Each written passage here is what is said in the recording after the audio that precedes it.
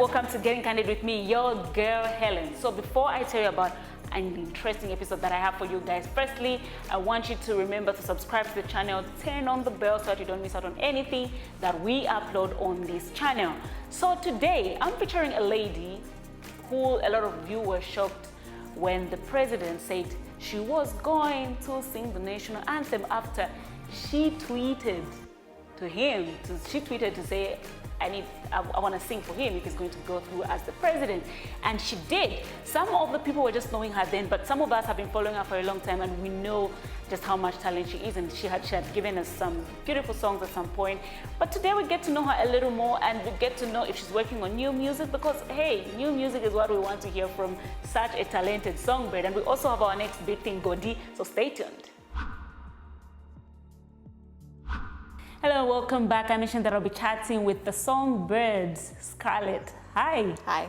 How are you? I'm well, thanks. How are you? Good. It's good to see you after so many years. Nice to see you too. Thank you for having me. Thanks for coming. So, firstly, before we talk about your beautiful voice and your love for music, I want to know where you were born, or where you grew up from. Okay, so I was born in Lusaka, 6th July 1987 on a Monday at 22 hours in UTH. You don't have issues talking about your age, eh?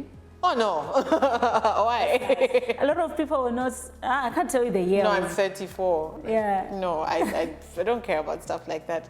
Yeah, so I was born here. I'm the firstborn in a family of 7 girls.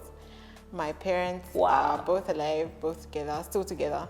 Just girls? Just girls. 7? 7 girls. Oh, wow. Yeah. So I'm the oldest, and yeah, I grew up in Lusaka. I went to Nkwazi Primary School, so I grew up in Rhodes Park. I went to school in Rhodes Park. I was there till grade 7. Then I went to Mpelembe for 2 years in Kitwe. Came back to Lusaka, finished my O-levels here, and then I went to Unza. So I've always lived here. My family moved away for a little bit, so I would go do holidays with my mom because she was in the diplomatic service. But other than that, I've always lived here. And yeah, proudly Zambian, contrary to popular speculation. They think you're from where? No, people ask me, are you Zambian? I'm like, yeah, where do you think I'm from? What are your full names? My name is Jemima Chulu. My middle names are Lerato, which I got from an uncle who was married to my mom's sister. Okay. And Bwalya, which I got from my grandma. Okay. Ooh, that's a sentence. Yeah. If you had to say all the names together. I don't use the middle one. So. Okay. Where did Scarlett come from?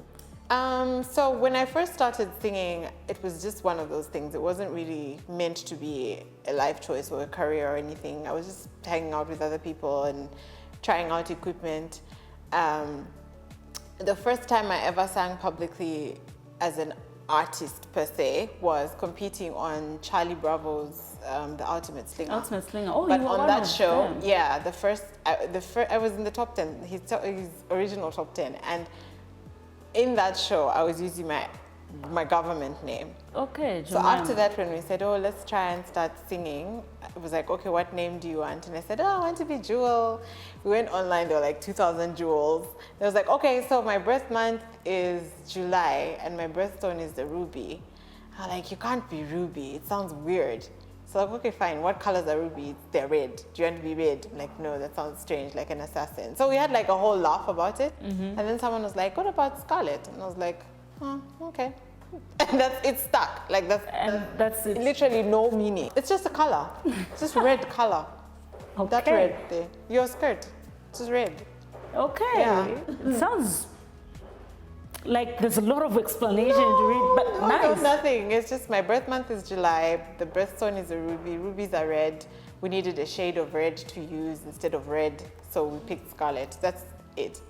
I feel like the older I get, it's sort of oh, we need to give it a meaning, and I'm just I can't find a meaning for it. So yeah, look, it's just it is what it is. Yeah. Okay, so now I'm thinking your love for music, singing, maybe at home. Anybody else loved singing? Where did it come from? I grew up in a very musical household in that my parents were were in the original North Mid Assemblies of God band. My dad used to play guitar, my mom used to sing. There's still a whole group of them that are still alive that were in that band. And I wish we could make them come back and do something. But yeah, they were in a band together. And in the house, My mom's always been one of those people that like singing, even just for fun, even just to irritate us. But my dad used to play a lot of music, and I grew up listening to a lot of jazz. I grew up listening to a lot of gospel.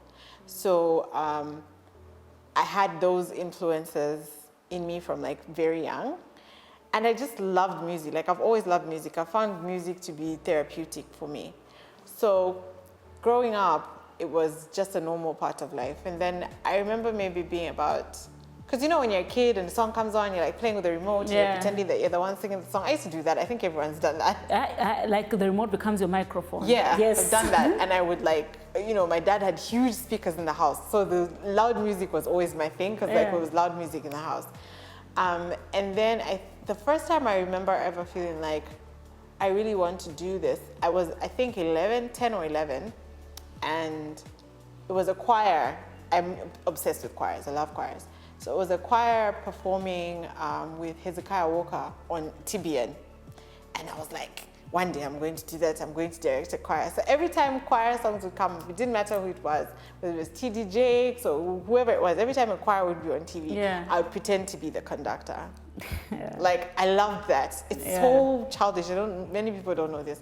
But I think that's where I started feeling like one day I'll be on a stage. But it was never a real thing for me till, if I'm being very honest, till maybe like 2 years ago. Because even when I started as a musician, I was sort of just like dunked into it. So it was just like happening to me.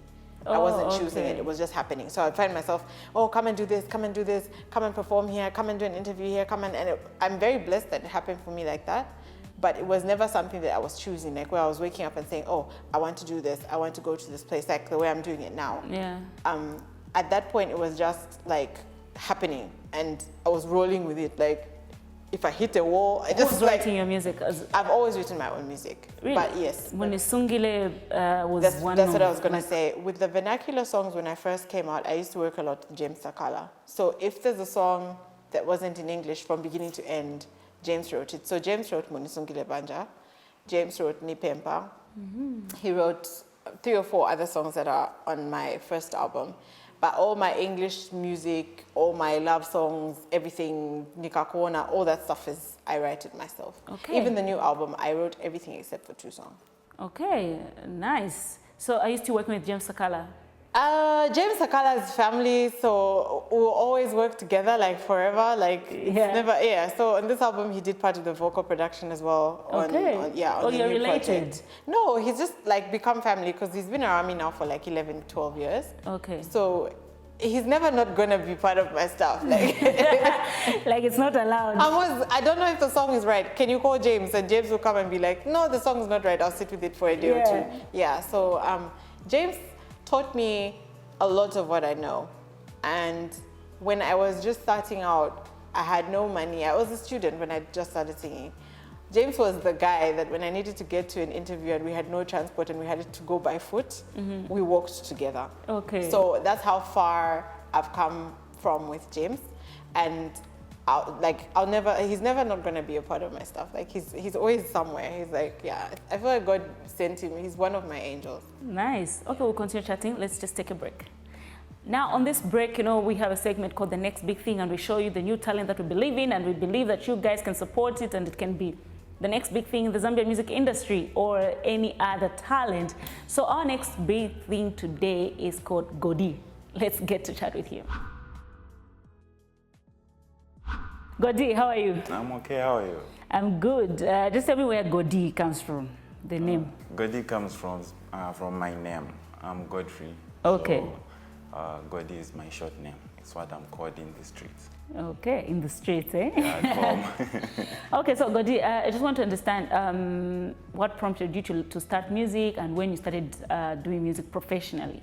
Okay, since I was young, my mom used to get me to the church choir to watch her singing. Then from there, I grew up a little bit. Then I joined the choir too. I remember I was about 10 years. Yeah, so I was among the choir. I joined the choir when I was 10 years. Then I started music in studio. That was 2012. That's when I started writing my own music and start recording from there. How has it been so far? It's been good. Yeah, I won't complain much, but it's coming up well. Yeah, okay. And you believe, because if we bring you on this show, on this segment, we believe in you. Do you believe in yourself that one day you're going to have a breakthrough and people are going to accept your music? I do. Okay. I believe in myself very much. Okay, we can't just sit here to talk about your music when we haven't heard you sing. So can you give us a line from one of your songs? No, okay.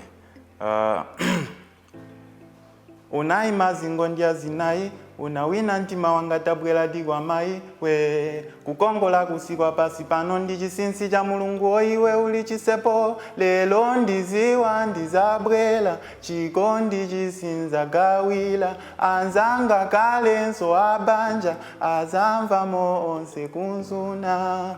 Okay, yeah. So that's it's from my song called Fine Girl. Okay. It features Tilo. Oh, it features Tilo. Nice.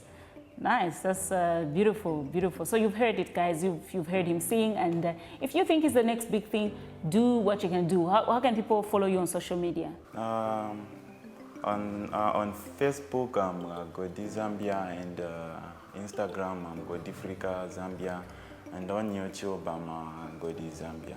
Okay. Sure. So you have some music videos on your YouTube channel, or it's something that people No, I need to just have some audios. Okay. But on the 24th of September, I'll be dropping an album, Okay. which is already available for pre-sales, but on September 24th, it will be available for downloads. Okay. Sure. Nice. So I wish you all the best. Thank you. And we hope this is not the last time we'll be hearing from you. Sure. I know it. All right. Thank you so much. Sure. Welcome back. So that is our next big thing. I hope, like we always say, support these guys, follow them on social media, and just hear what they support. If it's something that you believe this is good music, see what you can do about it and help them grow into bigger musicians in future or now. Okay, so I remember, I think I watched a number of your live performances back then. Your mother was, first you're a very good live performer, actually, I should mention. Thank you. And now it makes sense when you mention me, I think people that grew up in church, they're always usually very good with live, because in church it's live, there's nothing like let's record, and so it makes sense. Great live performer. Your mother was your manager then? Yes. Is she still managing you? My mother's not actively managing me at the moment, Yeah. because my mom is very, very busy. Okay. Very, very busy. She just stood in the last election. She was standing in Manali. Oh, really? Yeah. So Oh. she's very, very busy. Really? She's doing a lot of civic work. She's doing Yeah. a lot of even just her personal stuff. Yeah. And really, my mom's always been very big on social issues. So she's retired now, and it's like, okay, I want to go and do stuff for the country because I don't have to go to work every day. So she's very, very busy doing those things and chasing her dreams, and I'm very proud of her. Okay. But in terms of management at the moment, I'm pretty much back to doing it alone, and she's there like in an advisory role. So when I need help, I'm like, Mommy. She's like, okay, I'll come and do it. She still wants her money afterwards. But That's good. Yeah. Like it's a job, eh? yeah, but like I said, that's another thing. My mom will always be my mom. Yeah. But so when it comes to like me following my dreams and the stuff that I'm doing, even if she's not actively involved in it on the day-to-day, she's involved in it in some way, and so it's still her business. Okay. Yeah. So you mentioned in the beginning to say the time you were doing your first album, you were a student. What were you studying? So I first went to UNZA and finished in 2008. I graduated with a Bachelor of Arts degree from the School of Education. So my majoring subjects were literature and linguistics. Okay. And then I went back to UNZA to study law. And while I was doing that, about third year, going into fourth year, this whole music thing happened. So I asked my parents if I could stop. And they were like, I don't, but I'm very stubborn. So I managed to convince them and I stopped. Okay. I didn't do my fourth year. Wow, But I feel, year. yes, but I do feel like a lot of time is wasted in trying out things that we're not destined to do. Oh, yeah. Do you know what I mean? Yeah. And so if you find yourself in a space where you have to be very sensitive to moments, I found myself in a space where I looked around me and I was like, this could become something. If I don't chase it now, I might lose this window. So I was very adamant about feeling like there's something here. I need to explore what this is. And I don't think that it's school. So I had a paper. I have a day job now. I'm qualified to do things because I have an education. But at that moment, it was like, I need to chase this because I need to figure out what exactly this is. And I don't regret doing that because through that, I met amazing people and I had so many amazing opportunities that I would never have gotten as a lawyer. Never have gotten if I had continued to school and said, okay, I'm going to focus on this. I've done really amazing things. I've performed at festivals. I've performed at functions where you had individuals from the state that, came and you had to sing the national anthem. This was not the first time I was doing it. And lots of different things and different platforms that I would not have necessarily experienced outside of being a creative. I've traveled out to the country. I opened at a SADC function where there was presidents from I don't know how many countries there, and I was on that stage. There's so many things I've done where when I look back and I'm like, you know what, you did good work, you know? So I don't regret dropping out of school at that point to pursue music because I feel like music gave me a lot of my life and I'm grateful for that part of the story. It didn't go as far as I felt like it should have gone at that time, but I feel like it's because I had the context wrong. So, I reached a ceiling and I was like, okay, I'm facing a wall now, I don't know what to do. But it's not a decision that I'd ever take back. No. Cool.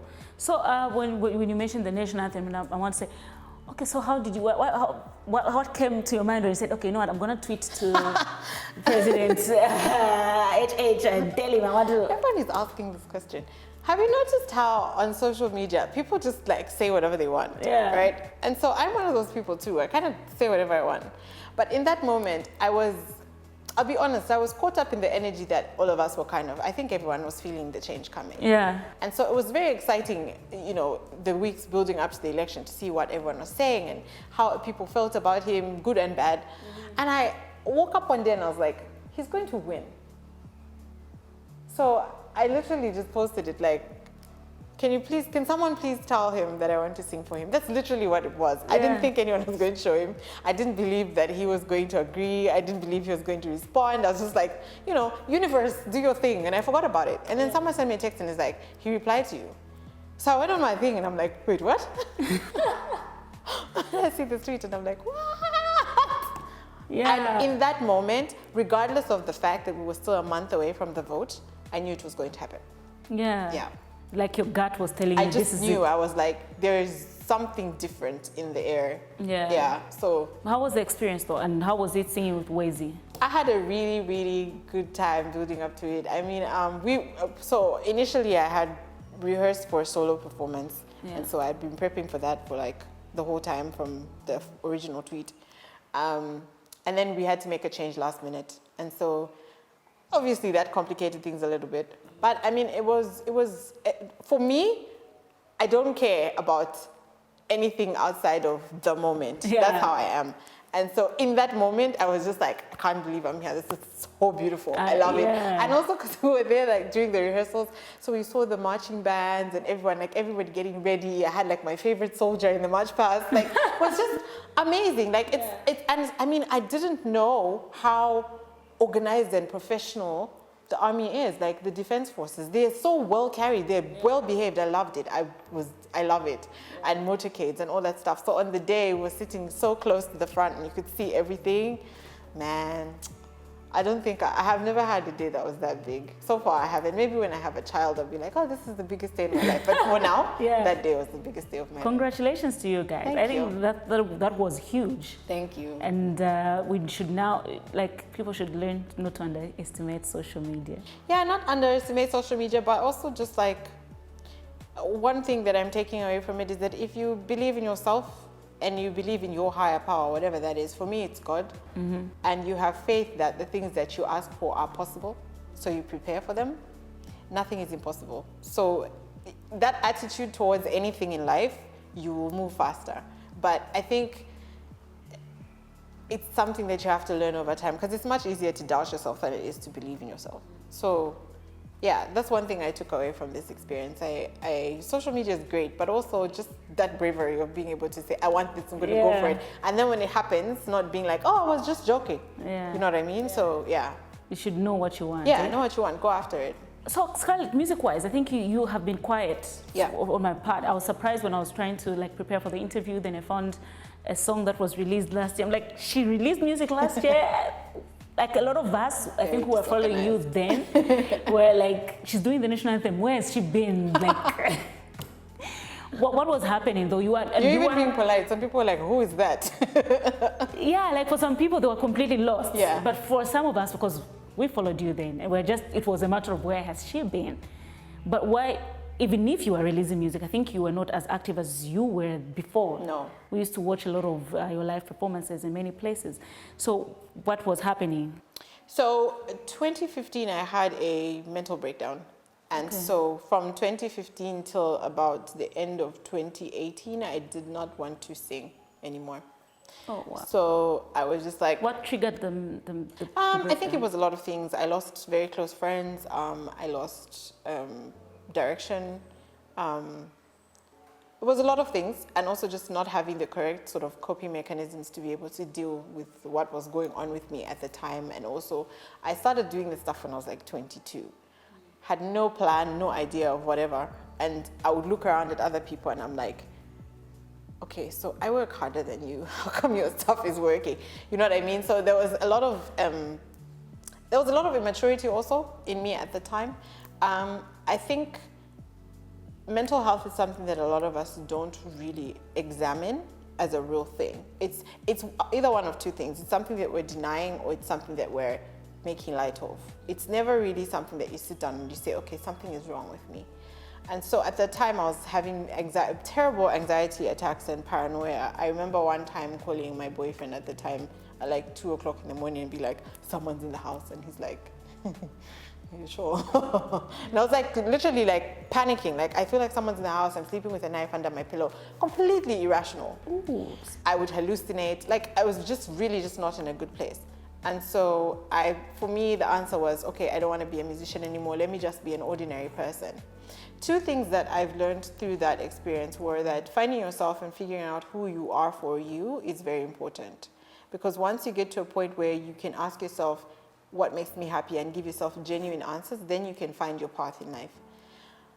Not knowing your path in life is the second thing. Not knowing your path in life is a very dangerous place to exist in. Because when you don't know what you're supposed to be doing, you will do anything. And when those things don't work, it's very difficult to rationalize like, oh, I don't know what this is, why is this happening to me or whatever, because you don't know who you are. So those are like very important things for me to sort of discover and then work on.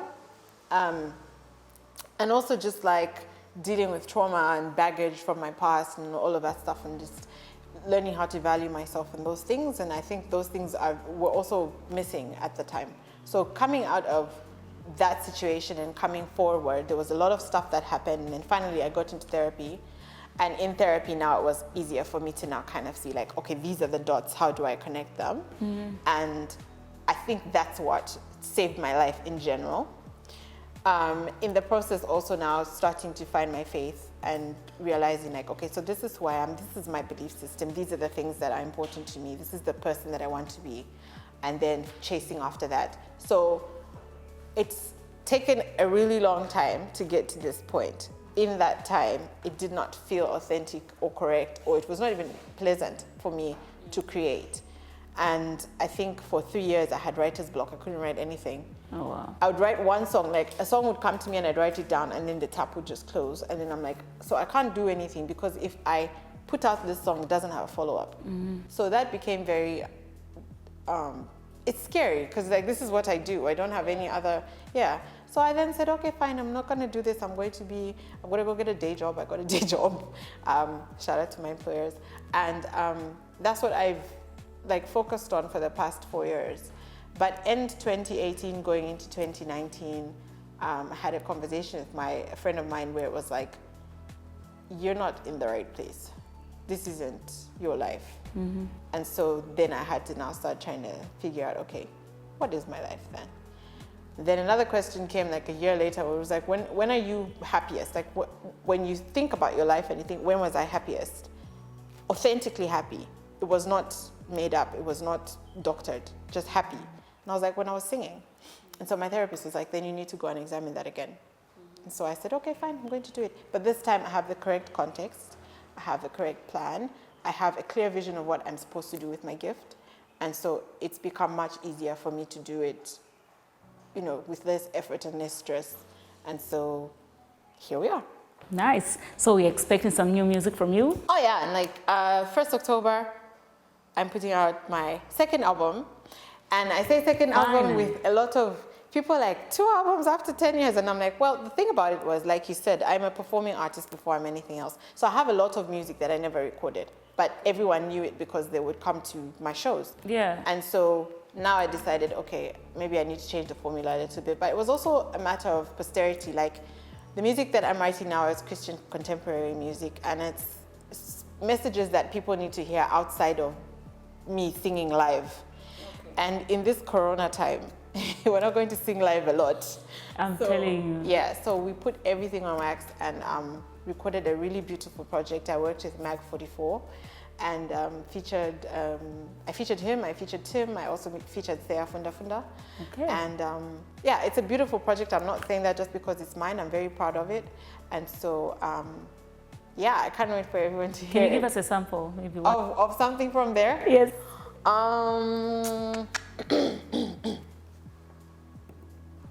Speak, I want to hear you for myself, not from anyone else. I need to know you see me. Speak to me, I want to hear your voice above all of the noise. I need to know you're here with me. Beautiful, beautiful. I can't wait for the album to be out and for us to... I'm excited. Yes. Very excited. So I'm just glad that you're back. Thank you. And we'll get to hear music, and actively now we'll be able to see you. 10 Kwacha, you dedicated it to somebody? 10 Kwacha was for my grandma. Oh, okay. Yeah, my grandma passed, but those were words that she literally used to tell me every time she saw me. Okay. And so 10 Kwacha was for Stella, for my grandmother. Nice, because I noticed you were not in the video. I'm at the end, but I really wanted it to be about the song. Then you put... Beautiful. Beautiful. I'm sure she appreciates it. It's a good song. Yeah, it's a beautiful song. I wish she was here to hear it, but yeah. She's watching over us. Yeah. Thank you so much for coming. And thank you for having me. Just maybe your last words to the people that are following you and... To everyone that's been following me, thank you for following me this whole time. Thank you for waiting for me and for still being here. To everyone that's seeing me now for the first time, welcome to the bubble. It's going to be fun. And I'm not going away this time, so. Please don't. No, I'm not going away. Don't. But I'm glad that a lot of people are opening up about mental health. Yeah. Because I think a lot of people in Zambia just don't want to be discriminated, so they would rather just keep quiet about it and oh no, it's very silent. real. It's very real, and it's taking a lot of us young ones, and so I think it's important for people to start having these conversations now. Yeah. And helping each other, like, because something I know and have experienced might help you, and you just haven't heard that someone's gone through what you're going through.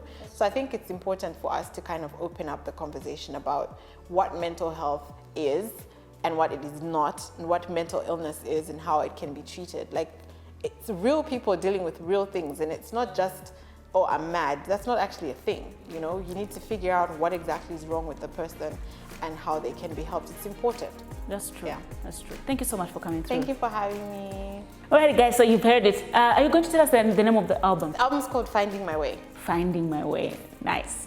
Alrighty, guys, so you've heard it. Scarlett is releasing an album, so that's something that we keep our fingers crossed, and follow her on social media. Scarlett everywhere. Scarlett with 2 T's, Music ZM. So follow Scarlett and make sure you don't miss out on that album. Like we always buy Zambian music, by the way, guys. Don't pirate. Thank you so much for watching. Subscribe to the channel, turn on the bell, invite your friends to subscribe. Let's hit 100K subscribers, guys. Thank you so much. Bye-bye.